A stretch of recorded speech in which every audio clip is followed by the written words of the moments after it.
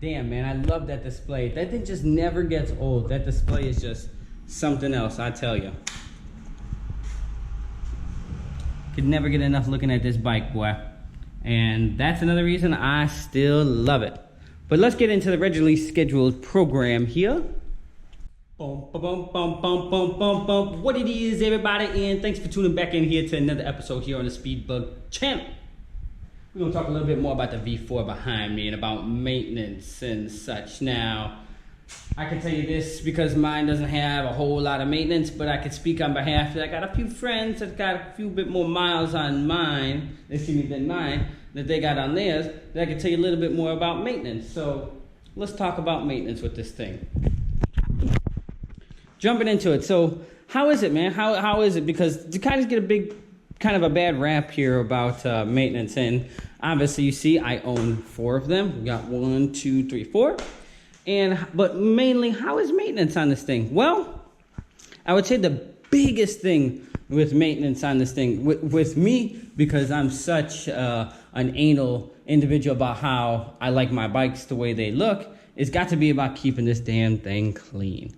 Now, that's just my personal opinion, but as far as aesthetics and stuff like that, some people don't give a shit. They just want to ride it. They don't give a shit if it gets nicked, scratched, cared about. No, hell no.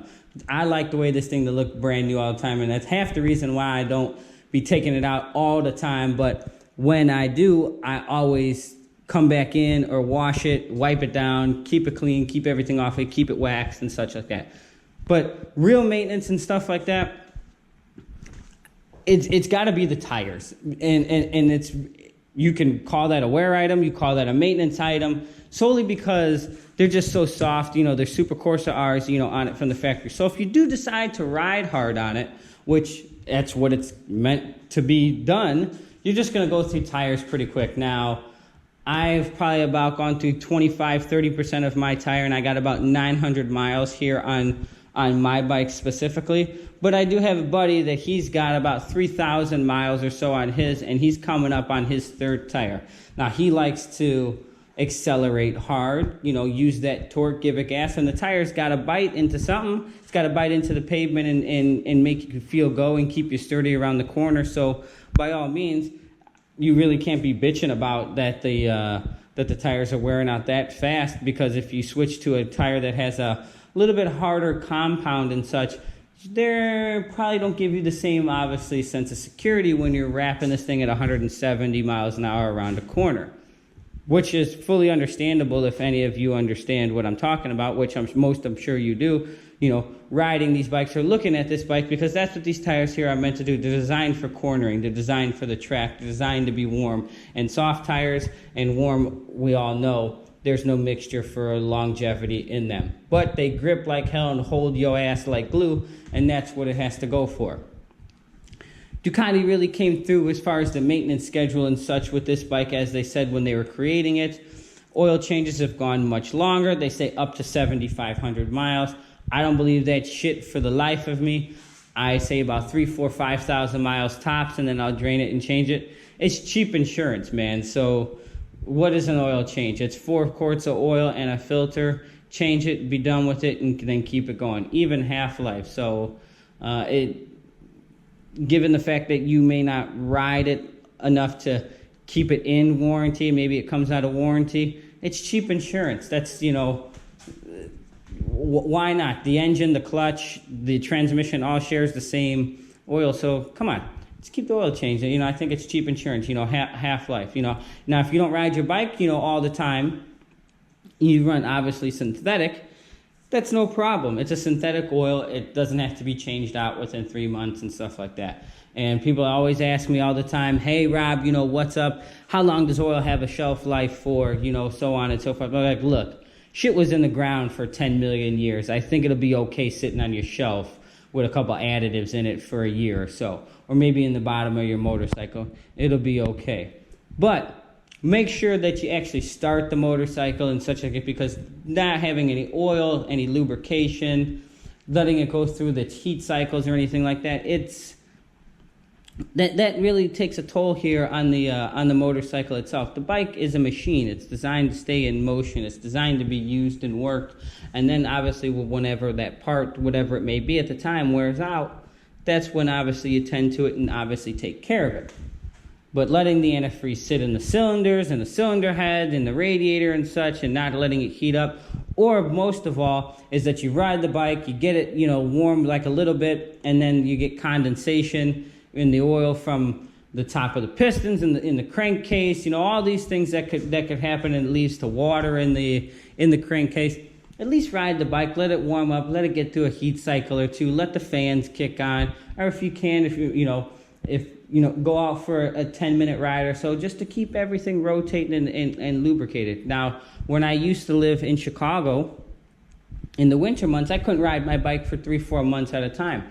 But I would go outside and start it, every week or two, and just let it run for 10-15 minutes. Give it some gas, if it was on the stand, cycle it through the gears and such, and just to keep everything going. And I've had batteries last 5-6 years on my bike. Keep a trickle charge on it, and it'd be perfectly fine. But the bikes that sit, then they start having oil leaks, antifreeze leaks, whatever it may be, leaking around the clutch gaskets start to get hardened up, whatever it may be. You gotta still have it go through its heat cycles. You gotta, get the bike still moving and everything. Even something as so simple as pressing the brakes and just moving the master cylinder and such. That's putting, pressure in the lines and the calipers and everything, and it's moving the fluid. That's obviously, you feel the resistance. It's good to keep everything moving. Letting it sit is got to be the worst thing you could absolutely do.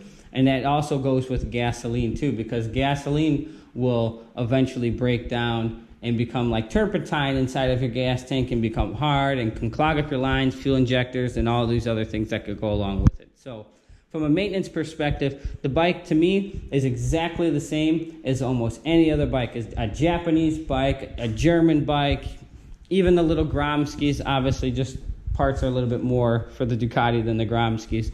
But I don't see any major issues. So if you're thinking of obtaining a V4 or Panigale or anything like that, the maintenance shouldn't be too bad of an issue, because with the newer Ducatis, it's not like the older ones where they're bitching every, 2-3 miles. It seems like you got a wrench on them. Absolutely not.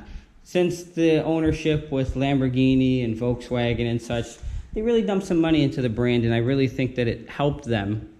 And they've made such a much better motorcycle, and they've given them the resources that they need to bring them up to date and up to par with their looks and, of course, reliability. So I really haven't had any major issues, as opposed to some of my other individuals and friends that have had some issues with it, but I don't have nearly as many miles. But the ones that do have the miles on them, they just go through tires and oil changes. No brake pads or anything yet. Everything is so far good, so I'll keep you guys updated on that. But if you do decide to do your own maintenance, just keep in mind that Ducati uses a lot of Allen bolts, a lot of Torx bits, some reverse hand threads, and you just got to make sure that you have those individual types of bits and sockets so that you can work on your bike when the time calls, if you decide to do it yourselves. If not, always take it to a licensed Ducati dealership and a tech, and obviously they'll take care of you. So that's my pretty much good take on this bike. Maintenance really isn't too bad of a bitch on this thing, but I think it does just fine, just like any other bike. And the Japanese bike maintenance is good, but working on them is a different story. I think this bike is a little bit difficult to work on as opposed to some of the Japanese bikes, but from the maintenance schedule and such like that, you follow the same schedules you do on this almost as the GSXR, the S1000, and just keep your maintenance and your fluids and everything changed, and the bike should last for a lifetime, at least the time that you're going to own it, and hopefully you don't neglect it. But I think that's going to conclude it here for today's video. If y'all like what you saw, don't forget to subscribe. Check me out on Instagram at the Speedbug, same name here as YouTube, and we will check you here for another episode on the Speedbug channel. Deuces.